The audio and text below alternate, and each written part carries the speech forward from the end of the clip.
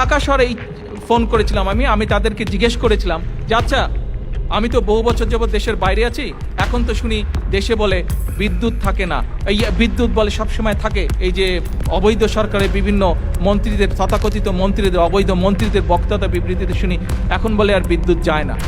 বাংলাদেশের ইতিহাসে স্মরণকালের সবচেয়ে ভয়াবহ এবং নজিরবিহীন বিদ্যুৎ সংকটের মুখে আজ গোটা দেশ।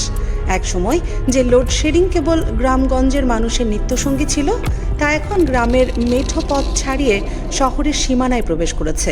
শুধু প্রবেশই করেনি, রাজধানী ঢাকার অভিজাত এলাকাগুলো যেমন গুলশান, বনানী, বাড়িধারা কিংবা ধানমন্ডিতেও হানা দিয়েছে। তীব্র তাপদাহ, ঘুটঘুটে অন্ধকার আর পানির তীব্র হাহাকারে জনজীবন একেবারে বিপর্যস্ত। সাধারণ মানুষের ধৈর্যের বাঁধ এতটাই ভেঙে গেছে যে ক্ষোভে ফেটে পড়া জনতা এখন সরাসরি বিদ্যুৎ অফিস ঘেরাও থেকে শুরু করে ভাঙচুর পর্যন্ত চালাচ্ছে। কিন্তু বিস্ময়ের ব্যাপার হলো, এই চরম দুর্ভোগের মাঝেও দায়িত্বপ্রাপ্ত মন্ত্রীরা প্রতিদিন নিত্য নতুন খোঁড়া যুক্তি দাঁড় করাচ্ছে। কখনো বলা হচ্ছে গ্যাস কেন্দ্রে আগুন, কখনো ভারতের আদানি গ্রুপের সরবরাহ কমানোর অজুহাত, আবার কখনো বা অটোরিকশার চার্জিংকে এই আকাশ ছোঁয়া চাহিদার কারণ হিসেবে দেখানো হচ্ছে। দেশের সাধারণ জনগণ, যারা মাস শেষে নিজেদের ঘাম ঝরানো উপার্জনের টাকা দিয়ে বিদ্যুতের বিল পরিশোধ করেন, তারা আজ এই খোঁড়া যুক্তিগুলোতে মানতে একেবারেই নারাজ। সবচেয়ে বড় বিষয়, সংকট শুরু হওয়ার পর প্রথম দিকে যিনি লোডশেডিংয়ের অস্তিত্ব স্বীকারই করতে চাননি, তিনি হলেন বর্তমান বিদ্যুৎ ও জ্বালানি মন্ত্রী ইকবাল হাসান মাহমুদ টুকু। তৃণমূলের মানুষ আজ ক্ষোভে ফুঁসছেন, কারণ এই চিত্র দেশের মানুষদের কাছে নতুন কিছু নয়। 2001 থেকে 2006 সালেও ঠিক একই মন্ত্রণালয়ের দায়িত্ব থেকে গোটা বিদ্যুৎ ব্যবস্থায় চরম ধস নামিয়েছিলেন এই টুকু। সেই সময় পরিস্থিতি এতটা ভয়াবহ আকার ধারণ করেছিল যে সামাল দিতে না পেরে তৎকালীন প্রধানমন্ত্রী বেগম খালেদা জিয়া বাধ্য হয়ে তাকে সরিয়ে দিয়েছিলেন।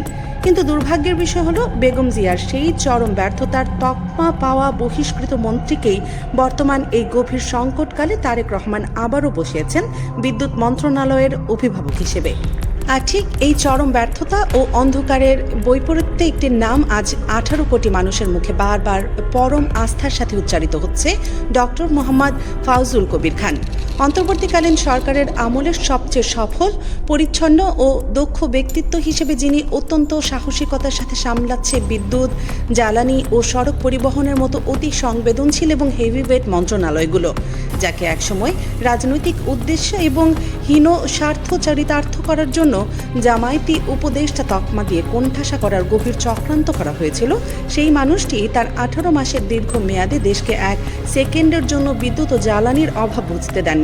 তিনি ছিলেন এক ব্যতিক্রমী সততার জীবন্ত প্রতীক।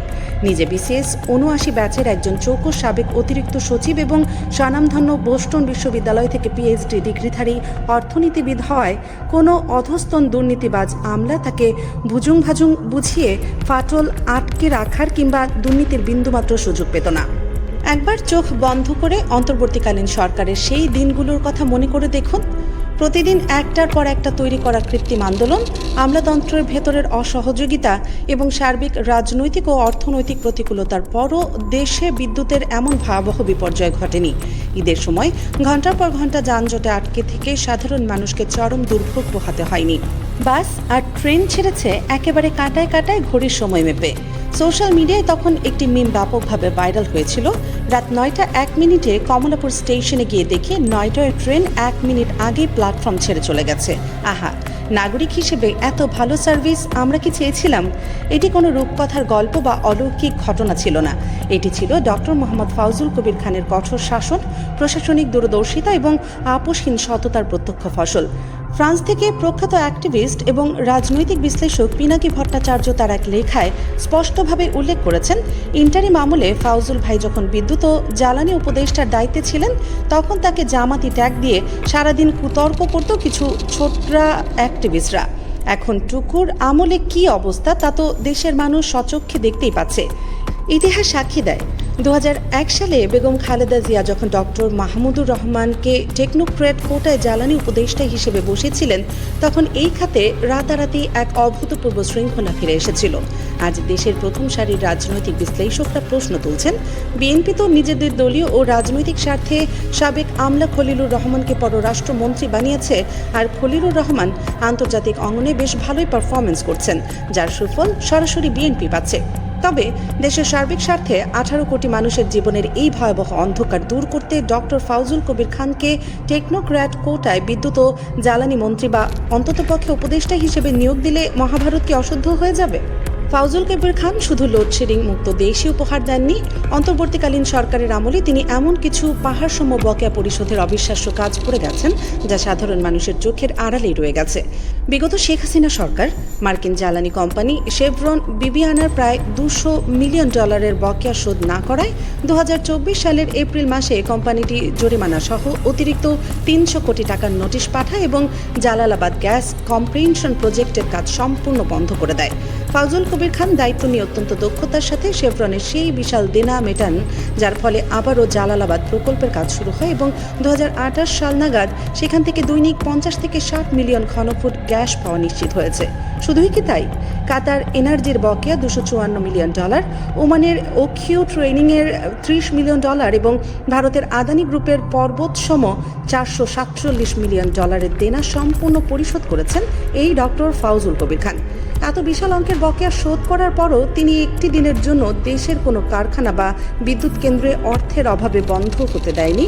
দেশের অর্থনীতির মূল চালিকা শক্তি রেডিমেড গার্মেন্টস সেক্টর আজ বিদ্যুতের অভাবে ধুঁকছে। জেনারেটর চালিয়ে কারখানা সচল রাখতে গিয়ে মালিকদের উৎপাদন খরচ বহু গুণ বেড়ে যাচ্ছে, যার প্রভাব পড়ছে বিশ্ববাজারে বাংলাদেশের প্রতিযোগিতামূলক অবস্থানের উপর। হাসপাতালগুলোতে বিদ্যুতের অভাবে মুমূর্ষু রোগীদের জীবন আজ চরম হুমকির মুখে। রাজনৈতিক দূরদর্শী বিশ্লেষকরা বিএনপি সরকারকে চরম সতর্ক বার্তা দিয়ে বলেছেন, এভাবে বিদ্যুৎ আর গ্যাসের জন্য যদি জনজীবন অতিষ্ঠ হতে থাকে তবে মানুষ আর বেশি দিন ঘরে বসে থাকবে না। অনাহারে অন্ধকারে থাকা মানুষ যখন পিঠ দেয়ালে ঠেকে গিয়ে রাজপথে নেমে আসবে, তখন বিএনপি তো দূরের কথা, অন্য কোনো দল মিলেও এই ভয়াবহ গণবিস্ফোরণ থেকে সরকারকে বাঁচাতে পারবে না। গ্যাস নেই, বিদ্যুৎ নেই, কলকারখানা বন্ধ হয়ে যাচ্ছে আর নিত্য প্রয়োজনীয় জিনিসপত্রের দাম যেন আকাশ স্পর্শ করছে।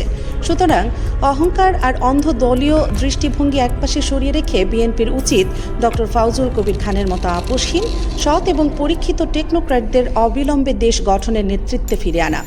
1979 সালে সিভিল সার্ভিসে উত্তীর্ণ হয়ে বোস্টন বিশ্ববিদ্যালয় থেকে অর্থনীতিতে পিএইচডি নেওয়া, ন্যাশনাল ইউনিভার্সিটি অফ সিঙ্গাপুর ও নর্থ সাউথ ইউনিভার্সিটিতে অধ্যাপনা করা, ইটকলের প্রতিষ্ঠাতা সিইও এবং 2007 থেকে 2009 সালের সাবেক সফল বিদ্যুৎ সচিব ডক্টর ফাউজুল কবির খান আজ দলীয় রাজনীতির ঊর্ধ্বে দেশের এক অমূল্য জাতীয় সম্পদ।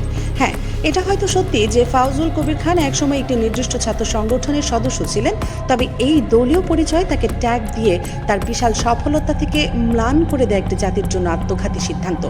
রাজনীতি যখন ব্যর্থ হয়, প্রশাসন যখন মুখ থুবড়ে পড়ে, তখন দেশ বাঁচাতে এমন এক প্রাজ্ঞ ও সৎ প্রশাসকদেরই সবচেয়ে বেশি দরকার। ঢাকাকে আজ ফাউজুল কবির খানের মতো নিরপেক্ষ ও সফল ব্যক্তিদের হাতে বিদ্যুৎ খাতের দায়িত্ব তুলে দিয়ে দেশকে আলোর পথ দেখাবে, নাকি দলীয় অযোগ্যতার অন্ধকারেই ডুবে নিজেদের চূড়ান্ত পতন থেকে আনবে? উত্তরের অপেক্ষায় অন্ধকারের মুখোমুখি দাঁড়িয়ে আছে রাজপথের কোটি কোটি মানুষ। প্রিয় দর্শক, পুরো বিষয়টিকে আপনি কিভাবে দেখছেন? বর্তমান এই ভয়াবহ বিদ্যুৎ সংকট মোকাবেলায় তারেক রহমানের কি উচিত ডক্টর ফাউজুল কবির খানকে বিদ্যুৎ ও জ্বালানি উপদেষ্টা হিসেবে নিয়োগ দেয়া, নাকি দলীয় পরিচয়কে প্রাধান্য দিয়ে সাধারণ মানুষকে এই অন্ধকারের দিকেই ঠেলে দেওয়া উচিত? আপনাদের মূল্যবান মতামত অবশ্যই আমাদের কমেন্ট বক্সে লিখে জানাবেন।